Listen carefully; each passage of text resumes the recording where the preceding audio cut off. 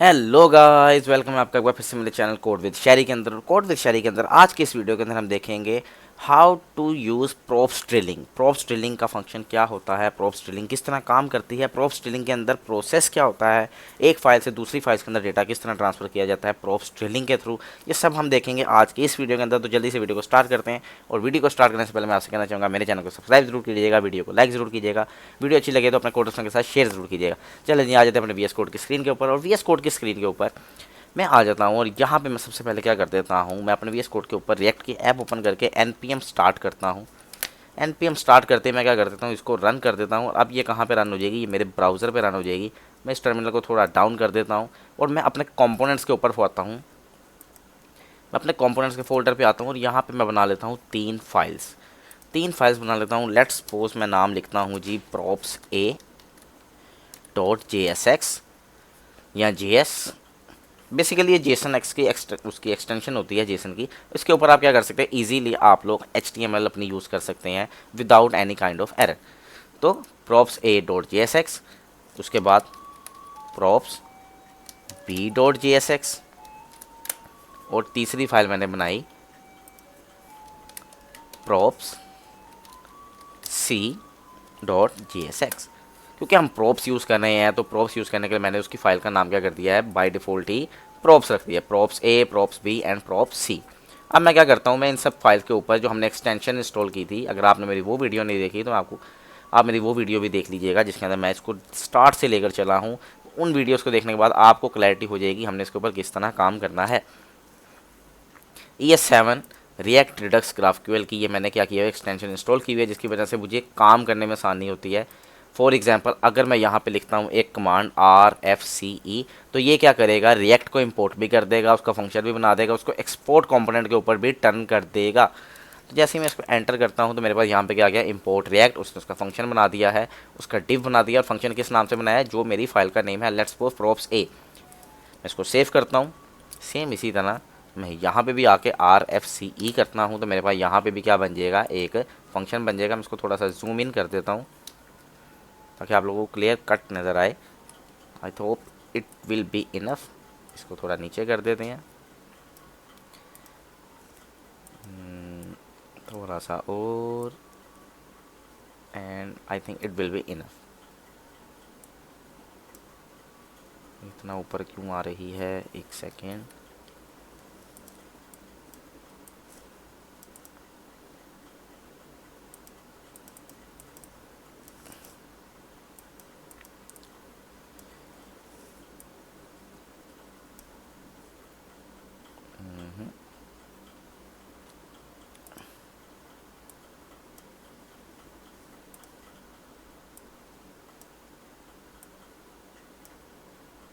Show होना तो नहीं चाहिए, क्यों हो रहा है, आई डोंट नो। थोड़ा सा नीचे आ जाइए आप अगर, तो हमारा काम आसान हो जाएगा। I think will be enough. आप ठीक है, अभी हम इसको थोड़ा सा जूम आउट कर लेते हैं। ये लें जी, जूम इन किया सॉरी। और उसके बाद मैं यहाँ पे क्या करता हूँ, मैं यहाँ पे RFCE की मैंने एक फ़ाइल बनाई है, मैं यहाँ पे एक H1 का टैग लगा देता हूँ।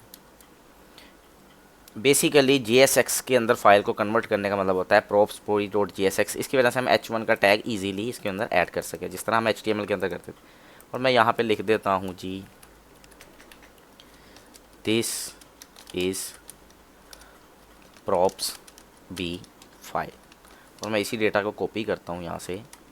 मैं जैसे इसको कॉपी करता हूँ, सेव करता हूँ, तो मैं यहाँ पे props के अंदर आता हूँ और यहाँ props a की फ़ाइल के अंदर भी मैं सेम चीज़ ऐड कर देता हूँ। और यहाँ मैं लिख देता हूँ this is props a file. ये किसकी फ़ाइल है, props a की है। और सेम इसी तरह मैं क्या करता हूँ, RFCE में जाता हूँ और वहाँ पे लिख देता हूँ H1 का टैग लगा के कि this is props c file. ये बेसिकली दो जगह पे एक्सपोर्ट हो गया, तो इसको मुझे क्या करना पड़ेगा, यहाँ से कट आउट करना पड़ेगा।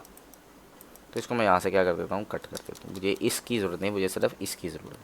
मैंने इसको सेव किया। अब इन सब फाइल्स को क्या करते हैं, इंपोर्ट करवा के देख लेते हैं किसके ऊपर। ये मैंने राउट्स के साथ दिया, मैं राउट्स के बिना दे के देखता हूँ यहाँ पे। अगर आपने मेरी राउट्स वाली वीडियो देखो, आप वो भी जाके देख सकते हैं, ताकि आप लोगों को राउट्स किस तरह यूज़ करने हैं, राउटिंग किस तरह होती है रिएक्ट जेएस के अंदर, वो चीज़ें आपको समझ आ जाए। मैं यहाँ पे क्या करता हूँ, मैं यहाँ पे आता हूँ, मैं लिखता हूँ प्रॉप्स ए के नाम से जो मैंने कंपोनेंट बनाया था उसको मैं यहाँ पे ऐड कर देता हूँ। मैंने सिंपल ये किया, स्लैश किया, और ये मेरा क्या हो गया, ऑटोमेटिकली ऊपर भी इंपोर्ट हो गया। Import props A from component slash props A. ये प्रॉप्स ए के अंदर जाके क्या हो गया, मेरा कंपोनेंट यूज़ होगा। अगर अब मैं आपको फाइल दिखाऊं तो मेरे पास यहाँ पे कुछ डेटा आ रहा होगा कुछ इस तरह से, this is props A file.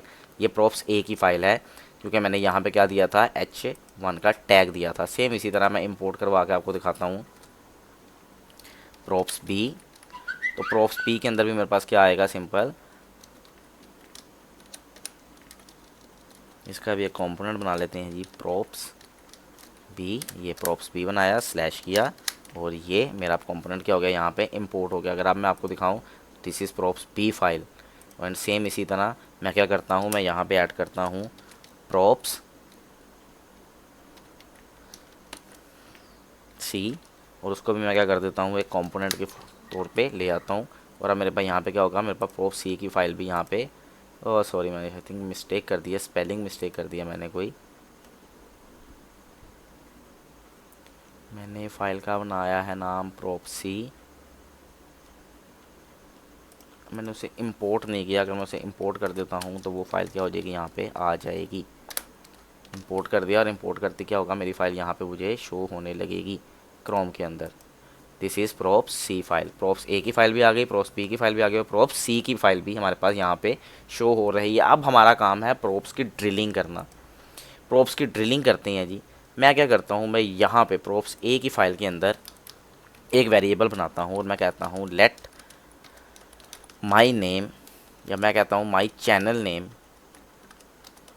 Is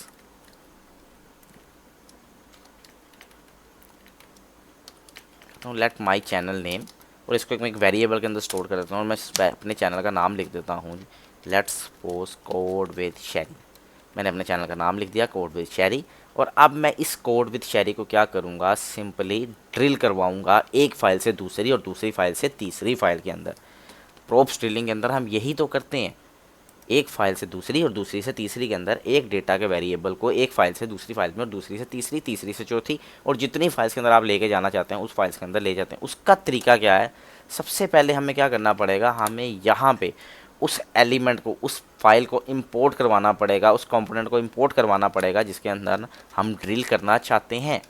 मैं ड्रिल करना चाह रहा हूँ जी प्रॉप्स बी के अंदर, तो मुझे क्या करना पड़ेगा, मुझे उसका कंपोनेंट यहाँ पे लाना पड़ेगा, और उसके बाद मुझे उसका फ़ाइल नेम भी यहाँ पे इंपोर्ट करवाना पड़ेगा। मैंने import props B from dot slash props B किया। अगर अब मैं आपको दिखाऊं तो मेरे पास यहाँ पे मेन फाइल के ऊपर प्रॉप्स बी 2 दफ़ा शो हो रहा होगा। प्रॉप्स ए के अंदर ही मैंने प्रॉप्स बी की फ़ाइल क्या की है, इंपोर्ट की है, और ये वो फाइल है जो मैंने ऐप डॉट जे के अंदर बाय डिफ़ॉल्ट रखी थी। अगर मैं आपको दिखाऊँ तो वो फाइल थी ये वाली।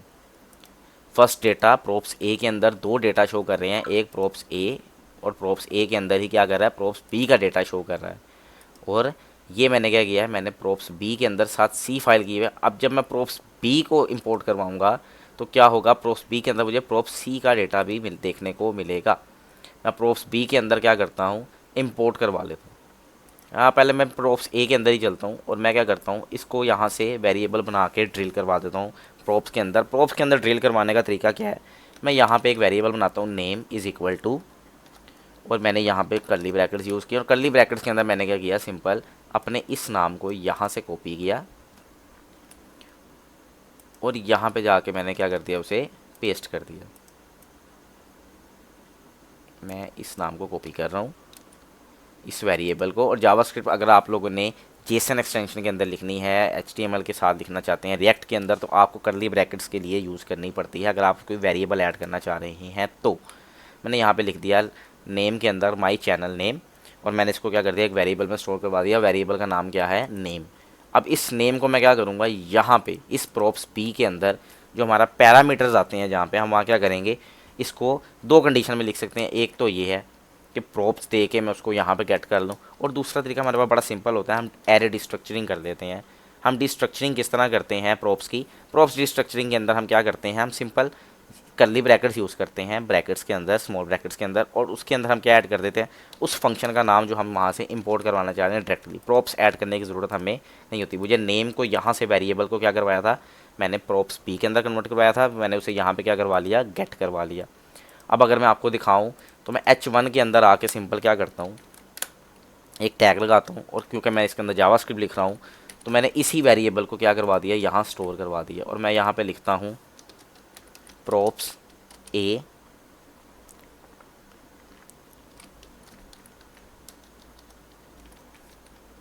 वेरिएबल, और मैंने इसको क्या कर दिया, props a वेरिएबल ऐड कर दिया। तो अब क्या होगा, हमारे पास जो मेन फाइल होगी हमारे, उसके ऊपर हमारे पास शो हो जाएगा यहाँ पे props a का वेरिएबल कोड विद शेल। हमने ये कहाँ से गेट करवाया, हमने ये गेट करवाया है सिंपली इस props a की फ़ाइल से, और वहाँ पे किस फाइल में अंदर शो हो रहा है, वो props b की फ़ाइल में शो हो रहा है। अगर मैं आपको नीचे वाली फाइल दिखाऊं जो हमने यहाँ पे इंपोर्ट करी थी app.js के अंदर, तो उसके अंदर हमें करंटली कोई डेटा शो नहीं हो रहा। ये props b की फ़ाइल के अंदर हमें कोई डेटा शो नहीं हो रहा, क्योंकि ये डेटा कहाँ से आ रहा है, ये डेटा props a की फ़ाइल में से आ रहा है। ये props b का अपना डेटा नहीं है, ये डेटा है props a की फ़ाइल का। तो props a की फ़ाइल अगर तो props b के साथ अटैच है तो वहाँ पे हमें ये वेरिएबल शो होगा। अगर हम props a की फ़ाइल को इंपोर्ट करवा के, एक्सपोर्ट करवा के, और उसको हम क्या करवाते हैं, अपने डेटा के ऊपर शो करवाते हैं, ब्राउज़र पे शो करवाते हैं, तो हमें वो फाइल शो होगी। अदरवाइज़ अगर हम डायरेक्टली props b की फ़ाइल शो करवाएंगे तो हमें जो HTML लिखी होगी, जो हमारे टैग्स लिखे हुए H1 के, वो डेटा तो शो होगा, लेकिन हमें उसका वेरिएबल शो नहीं होगा, क्योंकि वो वेरिएबल कहाँ से इंपोर्ट हो गया है, वो किसी और फाइल में से इंपोर्ट हो गया है, और ऑन फॉरवर्ड वो उस फाइल के एक पार्ट बन चुका है। सेम इसी तरह मैं क्या करता हूँ, मैं अब इसी वेरिएबल को स्टोर करवा देता हूँ। मुझे सिर्फ आपको दिखाने के लिए था, मैं इस वेरिएबल को स्टोर करवाता हूँ किसके अंदर, मैं इसको यहाँ से रिमूव कर देता हूँ करंटली, क्योंकि मुझे ये डेटा यहाँ पे नहीं, मुझे इसको थर्ड फाइल के अंदर लेके जाना है। मैं करवाता हूँ जी props c के अंदर ये डेटा इंपोर्ट। मैं लिखता हूँ props p। अगर आप देखें तो यहाँ पे मेरे पास क्या हो गया है, इंपोर्ट हो गया है। मैं उसका कंपोनेंट बना लेता हूँ, सेव करता हूँ, और यहाँ पे क्या करता हूँ, इसके अंदर एक और वेरिएबल देता हूँ सेम नेम का, नेम इज़ इक्वल टू, और जो मैंने यहाँ पे डेटा लिखा था इसी डेटा को मैं कॉपी करता हूँ, और मैं क्या करता हूँ, इसको यहाँ पे पेस्ट करके प्रोप के पास थ्रू करा देता हूँ। मैंने प्रोप्स के थ्रू इसको पास कर आउट करवा दिया किसकी फ़ाइल के अंदर, प्रोप सी की फ़ाइल के अंदर। और अब मैं क्या कर रहा हूँ, मैं प्रोप सी के अंदर इसको सेम प्रोप्स रीस्ट्रक्चरिंग के तहत क्या करूँगा, उसी रूल के अकॉर्डिंग मैं इसको गेट कर लूँगा। किस तरह, सिंपल करली ब्रैकेट लिखेंगे और यहाँ पे वेरिएबल को गेट कर लेंगे, और यहाँ पे सेम जिस तरह हमने पैनल बी में किया था, तो यहाँ एक H1 का टैग बनाते हैं और यहाँ पे लिख देते हैं, लेट्स सपोज मैं लिख देता हूँ जी props c file gets data from props a file, and यहाँ पे मैं लिख दूँगा अपने वेरिएबल का नाम जो ये था, सिंपल। तो मैंने क्या किया, वहाँ से डेटा गेट करवाया, और डेटा को गेट करवाने के बाद मैं इन दोनों को फ़िलहाल के लिए यहाँ से कट कर देता हूँ, क्योंकि मुझे सिर्फ एक फ़ाइल चाहिए और वो props a की फ़ाइल है, क्योंकि props a की फ़ाइल के अंदर इंपोर्ट हुआ है props b, और props b की फ़ाइल के अंदर इंपोर्ट हुआ है props c। तो सिंपल क्या करते हैं, इसको क्या करवाते हैं, देखते हैं, और यहाँ पे देखते हैं। तो अगर मैं आपको दिखाऊँ तो यहाँ पे क्या हुआ है, मेरे पास डेटा शो कर रहा है props a का, props a के अंदर props b शो हो रहा है, और props b के अंदर ही props c शो हो रहा है, और props c के अंदर ही हमारा कौन सा डेटा शो हो रहा है, जो मैंने यहाँ props c के अंदर लिखा था। अगर मैं आपको दिखाऊँ तो ये वाला, this is a props c file, और props c file gate data from props a, और उसने डेटा कौन सा गेट किया है, फाइल a कोड विद शेरी। तो इस तरह से हम क्या करते हैं, एक फ़ाइल से दूसरी, और दूसरी फाइल से तीसरी, तीसरी फाइल से चौथी फाइल के अंदर हम क्या करवा सकते हैं, अपने डेटा को इंपोर्ट करवा सकते हैं, अपने डेटा को गेट करवा सकते हैं एक फ़ाइल से दूसरी फाइल, दूसरी फाइल से तीसरी फाइल के अंदर, अकॉर्डिंग बाय props ड्रिलिंग के रूल के अकॉर्डिंग। तो आई होप आपको ये चीज़ समझ आ गई होगी। अगर नहीं समझ आई तो आप लोग मुझे कमेंट सेक्शन में पूछ सकते हैं। उसके अलावा टिकटॉक के ऊपर, इंस्टाग्राम के ऊपर, आप मेरे कुछ चैनल्स हैं, आप थ्रेड्स के ऊपर मुझे पूछ सकते हैं, आप किसी भी चैनल के ऊपर, व्हाट्सएप के ऊपर पूछ सकते हैं, मेरी कम्युनिटी को लाइक कर सकते हैं, उसे सब्सक्राइब कर सकते हैं, उसे फॉलो कर सकते हैं, मेरे चैनल को फॉलो कर सकते हैं। आप लोग मुझे किसी भी रूल के तहत पूछ सकते हैं, मैं आपको इस चीज़ की क्लैरिटी वहाँ पर क्लियर कर दूँगा। आई होप आपको वीडियो अच्छी लगी होगी। वीडियो अच्छी लगी तो मेरे चैनल को सब्सक्राइब जरूर कीजिएगा, वीडियो को लाइक ज़रूर कीजिएगा। मेरे चैनल को सब्सक्राइब जरूर करने के साथ साथ अपने कोड के साथ शेयर ज़रूर कीजिएगा। जब तक के लिए नई वीडियो नहीं आती तब तक के लिए अपना ख्याल रखिएगा। Take care, bye bye.